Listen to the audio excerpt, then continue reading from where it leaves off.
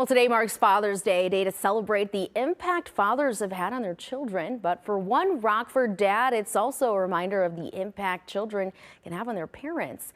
Madeline Korzeniewski shows us how a change in perspective is shaping his journey this Father's Day. It's a chance to really celebrate the blessing of being a parent. It's really a wonderful day. Father's Day became a national holiday in 1972. More than 50 years later, families across the country continue celebrating the role fathers play. I hope it's that you gotta find a way to schedule time to be together. To not just talk about work and not just talk about problems, but just enjoy each other's presence and do fun things together. According to the United States Census Bureau, there is an estimated 72 million fathers in the United States. For many, the biggest gift isn't what's wrapped in a box. The dad was just happy to be sitting there with his kid, and I could tell. That's what some families were doing Sunday at Pig Mines Brewing.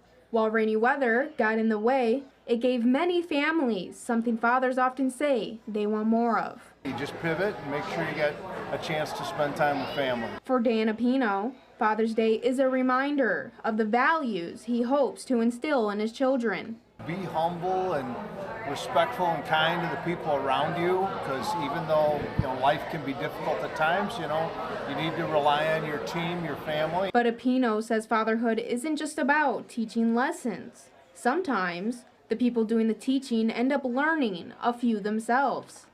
With my kids, they're really good at adapting and pivoting, and they've made me better at it because I'm a little bit set in my ways. In Rockford, I'm Madeline Korzeniewski. Pig Mines Brewing had planned outdoor games and activities for families, but those events were canceled because of the rain. But staff say that didn't stop dads and families from making the most of the day.